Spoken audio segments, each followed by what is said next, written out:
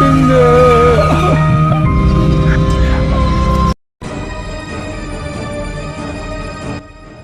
வணங்குகிறேன் குருவே. ஆயுஷ்மான் பவ. வணக்கம் சாமி. சாமி, உங்களுக்கு தெரியாதது எதுவும் இல்லை. எங்க ஊர்ல இப்ப ரொம்ப பெரிய பிரச்சனை போயிட்டு இருக்கு. அங்க என்ன பிரச்சனை போயிட்டு இருக்குன்னு எனக்கு தெரியும். நீங்க நினைக்கிற அளவுக்கு இது அவ்வளவோ சுலபமா முடிகிற பிரச்சனை இல்லை ஐயா. இப்ப என்ன பண்றது சுவாமி? நீங்க தான் ஏதாவது ஒரு வழி சொல்லணும். எங்க ஊர்ல எங்க மக்கள் எல்லாருமே ரொம்ப பயத்துல இருக்காங்க. குருவே, எங்களுக்கு இன்னொரு கோரிக்கையும் இருக்கு. நீங்க எங்க கூட வந்து கொஞ்ச நாள் எங்க ஊர்ல தங்கி இருங்க. அங்க என்னென்ன நடக்குதுன்றது நீங்களே பாருங்க. நீங்கள் அறியாதது எதுவுமே கிடையாது. நீங்கள் அதெல்லாம் பார்த்துட்டு இங்க என்ன உபயம் பண்ணலாம்னு நீங்க ஒரு சஜஷன் கொடுங்க. பிரச்சனை ரொம்ப தீவிரமானது. அந்த சித்திரலேகாவை என்னோட ஆசான், என்னுடைய குரு, அவருதான் அவரோட உயிரை இழந்து அவரோட உயிரை பணைய வச்சு அந்த சித்திரலேகாவை அந்த படத்துல அடைச்சு வச்சாரு. ஆனா இன்னைக்கு யார் அதை திறந்து விட்டாங்கன்னு தெரியல. ஆனா எல்லாமே விதிப்படிதான் நடக்குது. ஐயா சாமி, இப்ப நீங்க தான் எங்க ஊரை காப்பாத்தணும். எங்க ஊர்ல இருக்க எல்லாருடைய உயிரும் உங்க கையில தான் இருக்கு. நீங்க ஏதாவது ஒரு தீர்வு சொல்லுங்க ஐயா. ஆமா சாமி, இன்னும் ஒரு வாரத்துல அமாவாசை வந்துடும். அன்னைக்கு எத்தனை உயிர் போகுமோ தெரியாது, யாரோட உயிர் போகுமோ தெரியாது. எங்களுக்கு ரொம்ப பயமா இருக்கு. ராமானுஜம், அந்த ரக்ஷையை வாங்கிக்க. உங்க ஊர்ல இருக்க எல்லாரோட வீட்லயும் இந்த ரக்ஷையை கட்டிடு. எல்லாரோட கையிலையும் இந்த ரக்ஷையை கட்டிவிடு. சரிங்க சுவாமி. இந்த பிரச்சனை ரொம்ப பெருசு. இத என்னால மட்டுமே சரி பண்ண முடியாது. இந்த பிரச்சனையை சரி பண்றதுக்காக நான் கொல்லிமலையில இருக்க சித்தரை பார்க்க போறேன். அவரை பார்த்துட்டு இதுக்கான தீர்வை நான் கண்டுபிடிச்சிட்டு வரேன். அது வரைக்கும் இந்த ரக்ஷை தான் உங்க ஊர் மக்களையும் உங்க ஊரையும் காப்பாற்றும். எக்காரணத்தை கொண்டும் இந்த ரக்ஷையை யாரும் கழட்டக்கூடாது. இந்த கழட்டனா அடுத்து அவங்கள சித்திரலேகா கொன்னுடுவா. சரிங்க சுவாமி. ஐயா, சுவாமி தியானத்துக்கு போயிட்டாங்க. நீங்க இந்த ரக்ஷையை வாங்கிட்டு போயிட்டு வீட்டில் எல்லாரும் சுத்தபத்தமாக குளிச்சு முடிச்சுட்டு வீட்டை சுற்றி மஞ்சள் தண்ணி தெளிச்சுட்டு ஊரில் இருக்க எல்லார் வீட்லேயும் இந்த ரக்ஷையை கட்டி விடுங்க. ஊரில் இருக்க கோவில்லையும் இந்த ரக்ஷையை கட்டி விடுங்க. எல்லாரோட கையிலையும் இந்த ரக்ஷையை கட்டி விடுங்க. இந்த ரக்ஷை கட்டினதுக்கப்புறம் யாரும் அசைவம் சாப்பிடக்கூடாது. அசைவம் சாப்பிட்டுட்டாங்கன்னா இந்த ரக்ஷைக்கு இருக்க சக்தி எல்லாம் போயிடும்.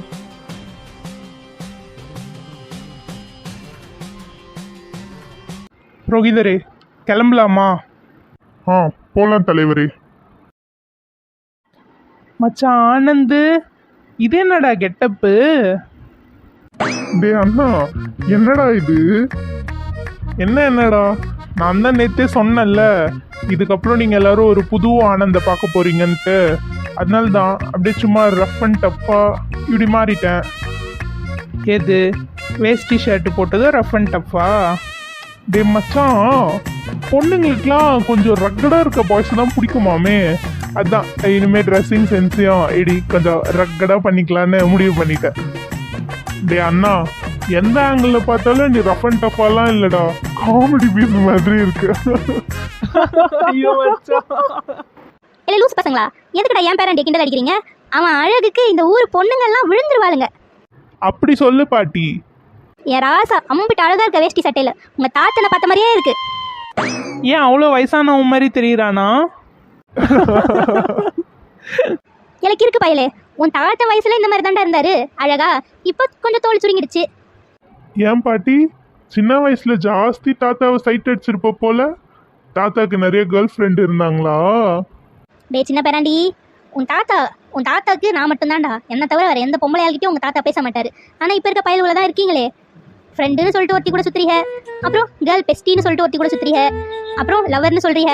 ஆனா கல்யாணம் மட்டும் வேற பிள்ளைய முடிச்சுக்கிறீங்க. ஒண்ணுமே விளங்கல பாட்டி. நாங்களாவது பரவாயில்ல, ஆனா பொண்ணுங்க இருக்காங்களே, பெஞ்ச் மெட்டுன்னு வச்சுக்கிறாளுங்க, சிச்சுவேஷன் மெட்டுன்னு வச்சுக்கிறாளுங்க, அதுவும் இல்லாமல் சோல் மேட்டுன்னு ஒருத்தன், ஷெட்டில் மேட்டுன்னு ஒருத்தன், ஒரு இடத்துல ஒரு மேட்டை வச்சுக்கிறாளுங்க. அப்படியா ராசா? ஐயோ, இன்னும் இந்த காலத்துல பொண்ணுங்க இப்படி இருக்காளுங்க. அப்படிலாம் இல்லை பாட்டி, எல்லா பொண்ணுங்களும் ஒரே மாதிரியே கிடையாது. சிட்டில சில பொண்ணுங்க அந்த மாதிரி இருக்காங்க. ஐயோ, அந்த மாதிரி பொண்ணுங்கெல்லாம் நம்ம குடும்பத்துக்கு வேணாம் ராசா. பாட்டியே நல்ல பொண்ணா பார்த்து உங்களுக்கு கட்டி வைக்கிறேன். நான் சொல்ற பொண்ணை கட்டிக்கங்க. பாட்டி, நீ சொல்ற பொண்ணெல்லாம் இவனுங்க கட்டிக்க மாட்டானுங்க. அவனுங்க ஏற்கனவே பார்த்து வச்சிட்டானுங்க. நீ வேணா எங்க 2 பேருக்கு பாரு. எங்க 2 பேருக்கு தான் பொண்ணே கிடைக்க மாட்டேங்குது. டே முட்டைக்கண்ணா, உனக்கெல்லாம் எந்த பொண்ணும் கிடைக்காது. உன்னை எவ்வளவு கட்டிக்க மாட்டா. நீ கடைசி வரைக்கும் இப்படியே கோவில் மாடா சுத்த வேண்டியதுதான்.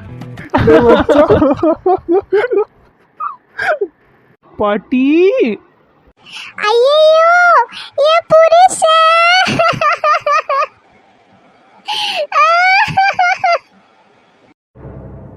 ஐயோ, என்ன பானு குரல் மாதிரி கேக்குது? எல்லாரும் வாங்க, என்னன்னு போய் பார்க்கலாம். ஐயோ கடவுளே, உனக்கு கண் இல்லையா? என் புருஷனை இப்படி கொலை பண்ணிட்டாளே அந்த பாதகத்தி. நான் எவ்வளவோ சொன்னேனே, தலைப்பாட அடிச்சுக்கிட்டேனே, 6 மணிக்கு மேல வீட்டை விட்டு வெளியே போகாதீங்கன்னு. இப்படி என்னை விட்டுட்டு போயிட்டீங்களே ஒரேடியா. உங்களை அந்த பேய் இப்படி கொண்டு போட்டுடுச்சே. ஐயோ, இனிமே நான் என்ன பண்ணுவேன்? எங்க எந்திரிங்க, கண்ணை திறந்து பாருங்க. உங்க பானு உக்காந்துட்டு இருக்கேங்க, பாருங்க.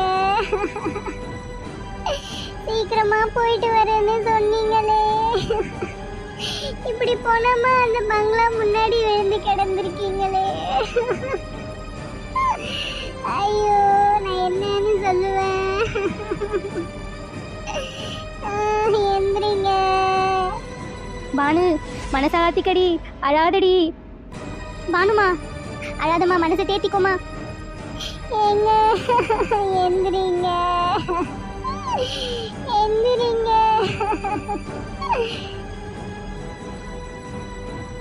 ஐயோ என்ன ஆச்சு?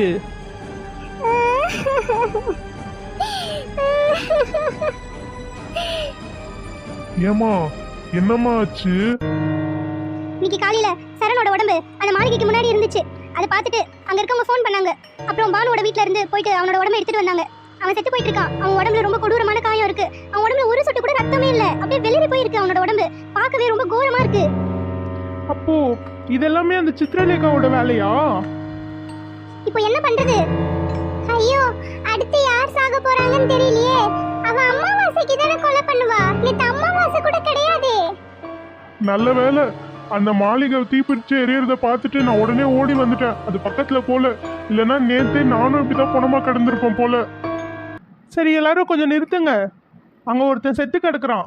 அதுக்கு என்ன பண்றதுன்றத பார்ப்போம். முதல்ல அவனோட உடம்ப அடக்கம் பண்ணலாம். அந்த டெட் பாடி மேல யாரும் கை வைக்க கூடாது.